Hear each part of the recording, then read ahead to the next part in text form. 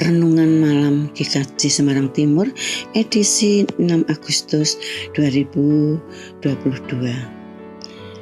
Selamat malam Bapak, Ibu, dan saudara-saudara yang dikasihi Tuhan. Apa kabar?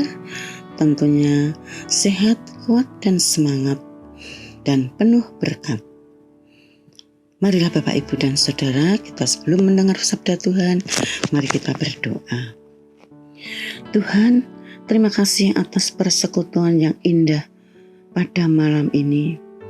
Kini saatnya kami menerima berkat firman-Mu. Singkapkan apa yang menjadi isi hati-Mu, sehingga kami mampu memahami Engkau. Ya Tuhan, bukalah hati dan pikiran kami. Sekarang kami siap mendengarkan firman-Mu. Dalam nama Tuhan Yesus Kristus, kami berdoa dan mengucap syukur. Amin. Firman pada malam hari ini, Bapak, Ibu, dan saudara-saudara yang dikasihi Tuhan, saya ambil dari kitab Matius 6 ayat yang ke-19 sampai 24, yang demikian firman-Nya. Hal mengumpulkan harta. Janganlah kamu mengumpulkan harta di bumi. Di bumi ngengat dan karat merusakkannya, dan pencuri membongkar serta mencurinya. Tetapi kumpulkanlah bagimu harta di surga. Di surga ngengat dan karat tidak merusakkannya, dan pencuri tidak membongkar serta mencurinya. Karena di mana hartamu berada, di situ juga hatimu berada. Mata adalah pelita tubuh. Jika matamu baik, teranglah seluruh tubuhmu. Jika matamu jahat, gelaplah seluruh tubuhmu. Dan jadi, jika terang yang ada padamu gelap, betapa gelapnya kegelapan itu. Tak seorang pun dapat mengabdi kepada dua tuan, karena jika demikian ia akan membenci yang seorang dan mengasihi yang lain, atau ia akan setia kepada yang seorang dan tidak mengindahkan yang lain. Kamu tidak dapat mengabdi kepada Allah dan kepada Mammon.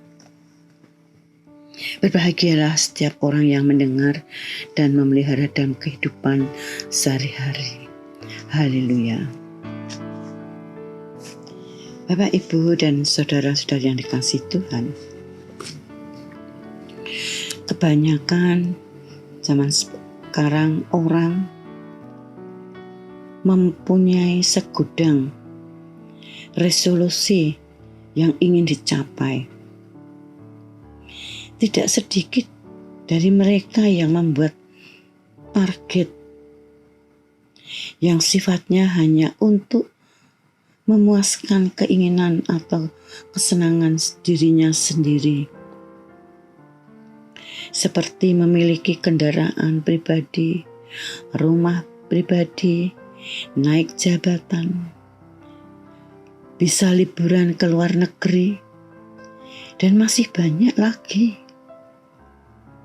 Namun tidak sedikit pula yang targetnya tidak berkaitan untuk kesenangan pribadi. Misalnya saja ingin disiplin dalam waktu, lebih sabar, pemaaf, dan lain-lain. Sebagai umat Tuhan, apakah kita juga memiliki resolusi seperti ini? Seperti yang di atas tadi. Apakah prioritas yang akan kita capai pada bulan depan atau tahun depan ini berarti hidup kita tidak mengalir seperti air yang hanya mengikuti arus mengalir. Namun sebagai orang percaya,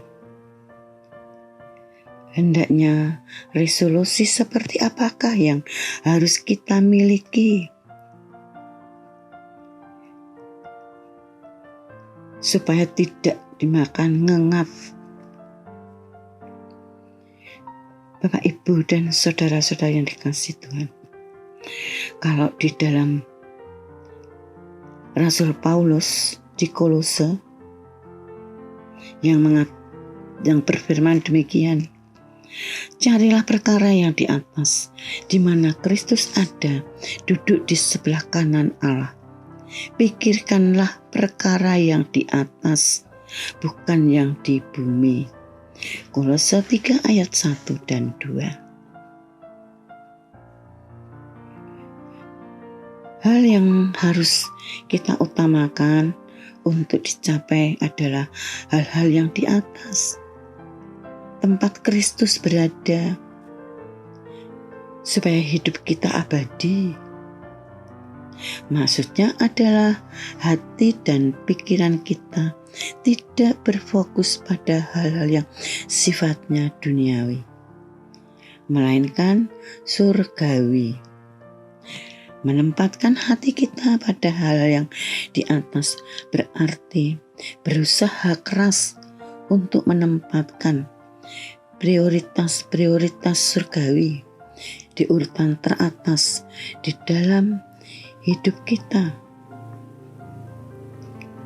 Sedangkan mengarahkan pikiran kita pada hal yang di atas berarti mengonsentrasikan diri lebih pada hal-hal yang bersifat abadi daripada hal-hal yang bersifat sementara.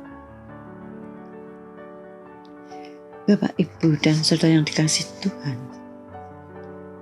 seperti halnya walaupun mungkin seorang miskin di mata manusia, tapi jika ia memiliki kehidupan yang benar dan jujur di hadapan Tuhan dan manusia, maka sesungguhnya ia memiliki hati yang sejati. Amsal 19 ayat 1a.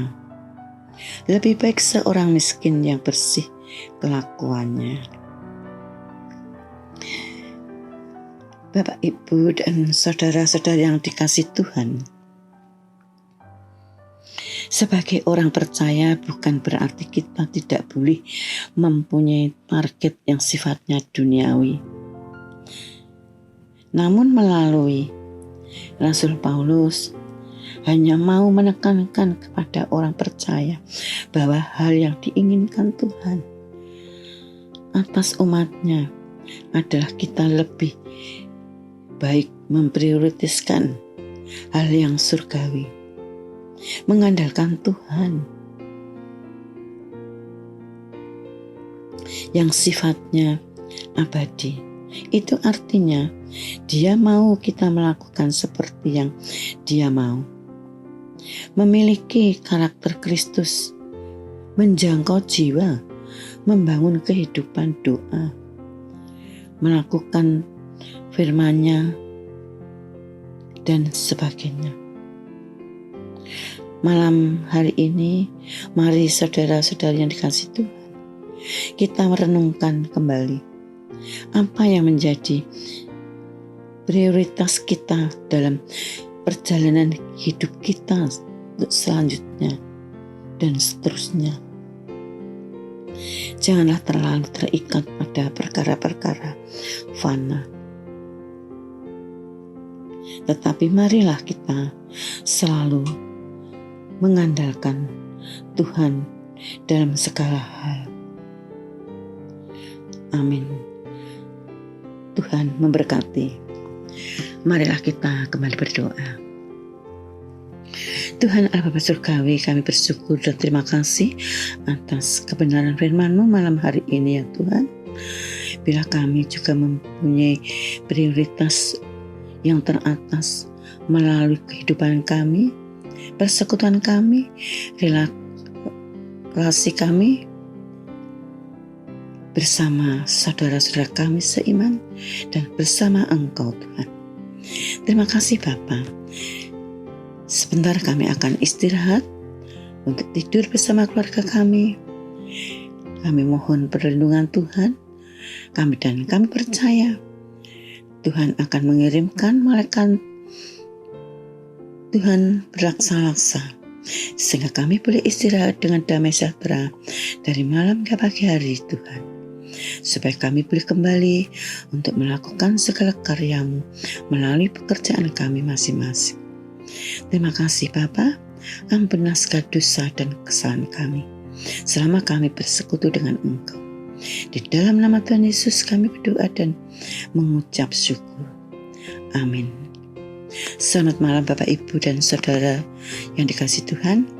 Tuhan memberkati.